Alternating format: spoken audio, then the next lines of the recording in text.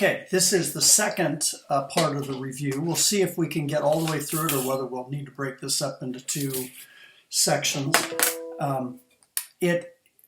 There are the three sections. There's nothing in relativity on the test. You don't have to worry about that. And I'm actually going to make this, just because of the circumstances we find ourselves in, fairly straightforward. I'm going to tell you what types of problems you need to be prepared for on the final. We started the semester with waves, and that's where the test will start in terms of its the problem section. But we actually started way back with something called centripetal force, because centripetal force leads us into the idea of the period and something that's revolving and going around. So we had centripetal, which means toward the center. And we had an equation m 4 pi squared r over t squared. It's that equation that Newton uses to come up with his law of universal gravitation. And the centripetal force is 4 pi squared r over t squared. We also have a second equation, Fc equals mv squared over r. And here centripetal acceleration is v squared over r. It's these equations that we end up using in universal gravitation to figure out what the speed of a satellite would be and whatnot. So be prepared to do this. I'm not going to do any problems for you. I just want to remind you that you would have, anytime you have centimeters, it has to be changed to meters. So 25 centimeters is 0.25 meters. And the other thing is that oftentimes the period is not given as a period. So the period needs to be in seconds. But oftentimes what we do, and you may remember the lab, we spin and we count, and you find out that you had 12 revolutions in 10 seconds. Well, what I need is number of seconds per revolution. So I'm going to take 10 seconds divided by 12 revolutions. And it's actually revolution per second. No, it's actually revolutions, excuse me. And period is seconds per revolution. And so this would be 0.83 seconds. If I give you the frequency, if I tell that something is revolving with this frequency, we would do the same thing. So that's a beginning on that. Then when we get to waves, we really have this equation of velocity of a wave is frequency times wavelength. And once again, frequency is 1 over the period. So if I give you the period, if I tell you that it's 5 seconds and the period is 0.2 hertz would be the unit, it's revolutions per second. We also did some stuff with sound, if you remember. And we're going to make this real simple. Sound has the same thing, frequency times wavelength. But we also talked about sound as a wave and used it to talk about standing waves. And so we had something called average frequency and beat frequency. Really, nothing could be a whole lot simpler. So if I tell you that you have frequency 1 and frequency 2, and I want to know what the average frequency is, it's pretty easy, F1 plus F2 divided by 2. If I want to know what the beat frequency is, it's F1 minus F2. So you can plug numbers in yourself. That's like a gimme problem on the test if you just remember what those were. There were some ways to make that more difficult, but that would be that. Continuing on in waves, we worked with beginning of waves. When we got to light, we started working with Snell's law. And Snell's law tells us what happens when light enters into a medium. Now on the test, I would have had diagrams. We had that thing slow to fast is away from the normal and fast to slow is toward the normal. And we drew diagrams and all the rest. Can't do that on this test. It's just not. I guess I could if I was more creative, but what we're going to stick with is actually Snell's law, which gives us numerical values. Ni sine of angle I is equal to Nr sine of angle R, where N and R are index of refraction. That would have to be given to you, and the larger N is, the slower it goes. The angle is always the angle with respect to the normal, but that's going to be given to you in these problems, what that angle is. And then you have to remember how to do this.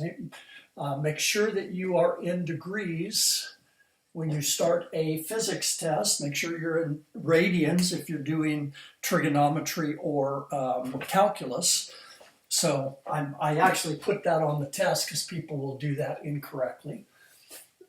So let's say that we're going from air into water, and we say that we have a light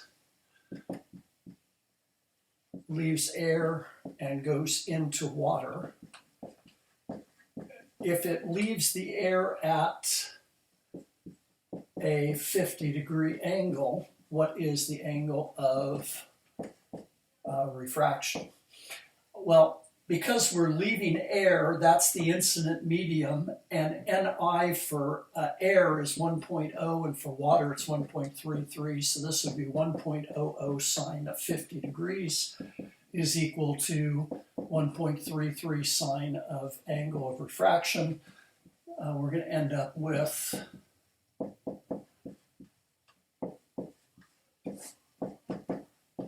and then the angle of refraction would be the inverse sine of whatever that is. Okay, so that was index refraction problem. Now there was a special value called the critical angle. And with critical angle, we were always going from slow to fast. And what was happening is our angle of refraction will be equal to 90 degrees. That's the critical angle. Anything above that, and we have total internal reflection. So if I was to turn this around and say, what is the critical angle when we're going from air to water?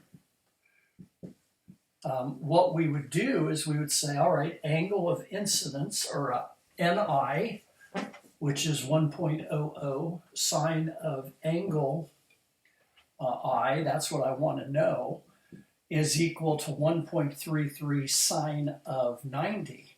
Well, sine of 90 is 1, so the sine of the angle of incidence is 1. Oops, I've done this backwards.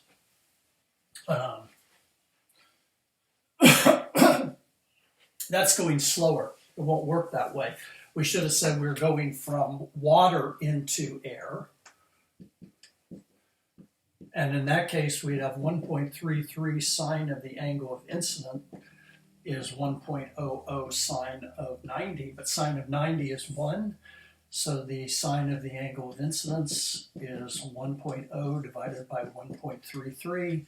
And we would take the inverse sine of that. So that was that. The other equation that comes out of this is when we're doing mirrors or lenses. And you may remember, I hope you do, that mirrors and lenses have exactly the same equation. And the equation is this. 1 over di plus 1 over do is equal to 1 over f. That links the three important things, the distances and the focus of the mirror or the lens. And because of that, if we know this one and this one, we can find that or vice versa. And we had an equation for magnification, and it was negative hi over ho equals to di over do. So what we do is we take the image over the object to get the magnification. A virtual image will always be negative, but it's right side up, so that's why the negative here. And anyway, so we would do that problem. So I don't know if we need to do any, but let's just do one real quick here, see what my time is. If I had, let's say I told you that DO was 5 centimeters and F is 4 centimeters, and I want to know what is DI, And let's say we're also told that the height of the object is 2 centimeters. And you'll be asked, like, what is DI? What is HI? Maybe what's the magnification? And is this real or virtual? All right. All right. My screen sometimes kicks off, and I just want to make sure I'm still on. So we would have 1 over DI is equal to plus 1 over F. 1 over 5 is equal to 1 over 4, or 1 over DI is 1/4 minus 1/5. And putting that in, 1 divided by 4 plus 1 divided by 5, and the reciprocal of that, 2.22. DI is 2.2, repeating, it's 2 2/9, 2.2 centimeters. HI then is, well, let's do the magnification then. Magnification now is 2.2 over 2, and that would be a magnification of 1.1. And then if we did this, negative HI over HO, which was 2 centimeters, would be 2.22 over 5 centimeters. Oops, what did I do wrong here?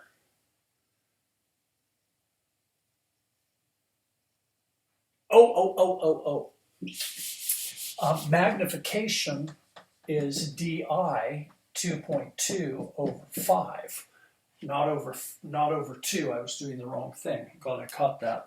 So 2.22 divided by 5, this is 0.44. So the magnification is 0.4 repeating. And that's going to make the height of the image then negative HI over 2 is equal to really 0.44, or you could put it in as 2.2 over 5. It doesn't make any difference, and we'll end up with the height of the image being 2.44 times 0.88, and it's going to be negative 0.88 centimeters. And a negative image means that it is right side up. This would be real. Here's the other way. If that had been negative, this would have been a virtual image. Okay. Now,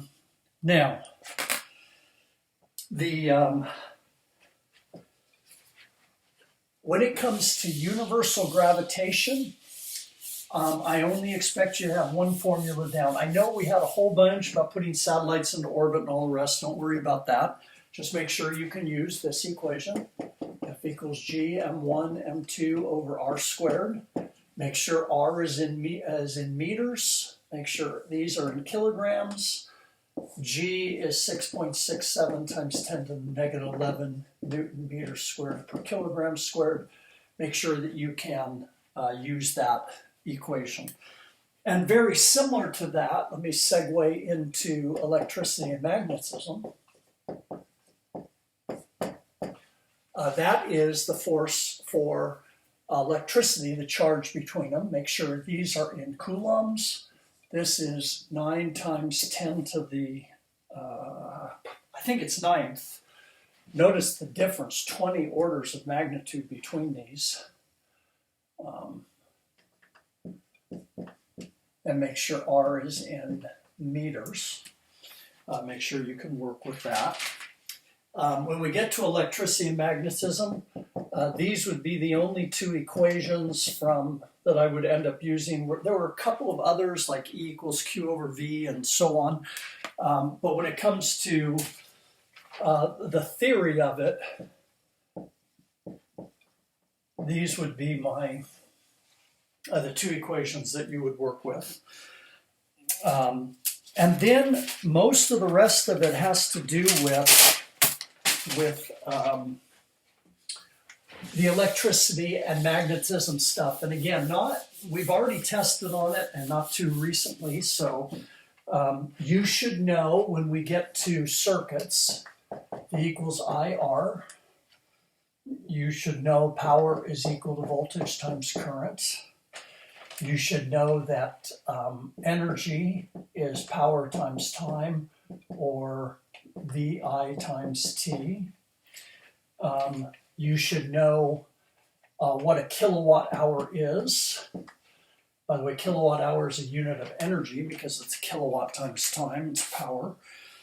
And you should know the stuff, how to figure out resistance for series and for parallel. And those we've worked with quite a bit. I can take a little time and go through and do some of those problems, but let's go back and look through your test. I'll open up your test so you'll be able to see it. You know what, I think I'm going to stop this video and I'm going to come back and do, well, we'll see. We'll keep on going. The other part of this would be the equations for transformers and the equation for generators. So generators are pretty easy.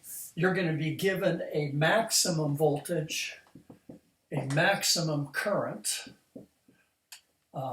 Imax, and the way we get to effective voltage is square root of 2 over 2 times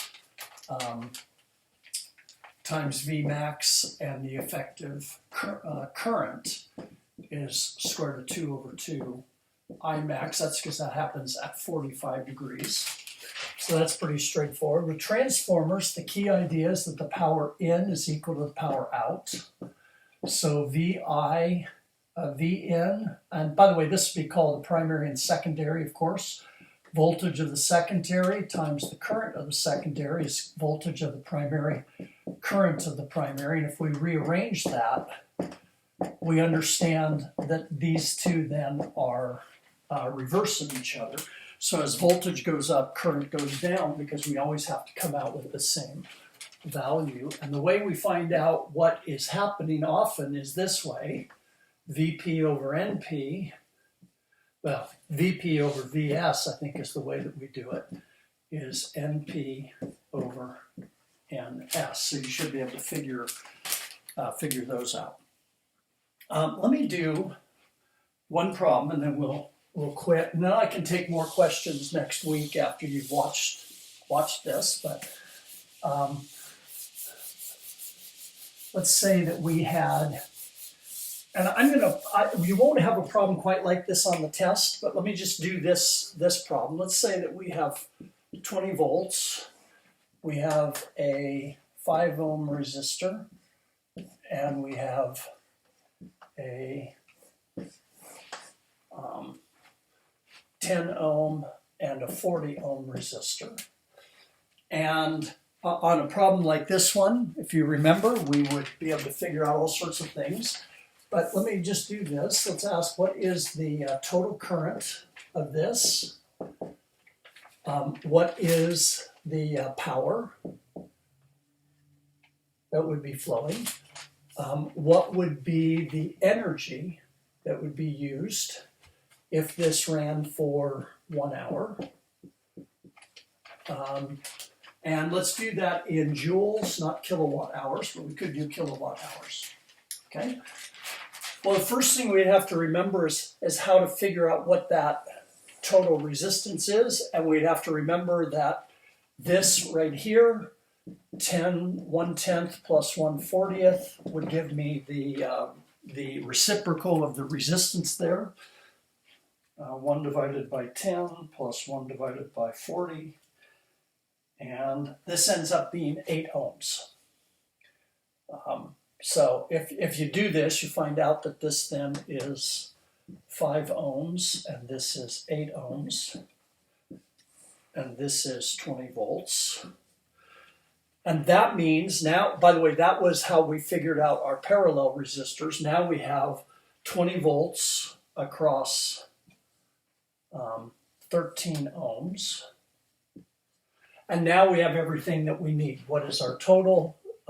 V equals IR, so I is V over R, and that would be 20 volts divided by 13 ohms.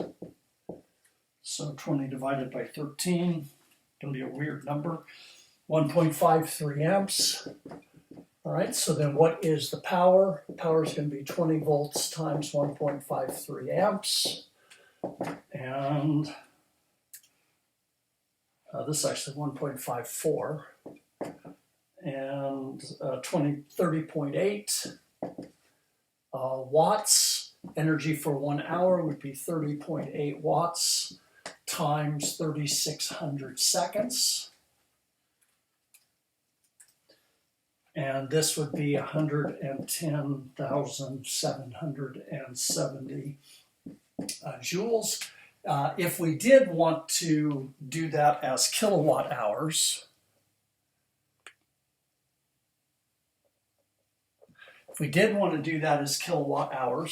we would take that 30.8 watts and we would change it to 0.0308 kilowatts times 1 hour, and that's exactly what it would be, 0.308 kilowatt hour.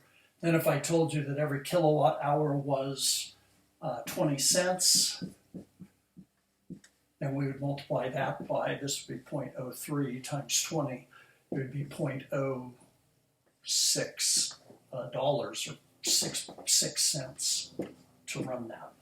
So I know that was really quick. I just want to give you an overview of what it is that you're going to be looking at when you do it. It's pretty straightforward. I haven't tried to write difficult problems because I understand, but it will be timed, and it will be opened up only for a certain period of time. So, so that kind of finishes up the equations that you're going to need to use. Don't stress and start looking at all sorts of other things. I think everything that's on the test I've covered here.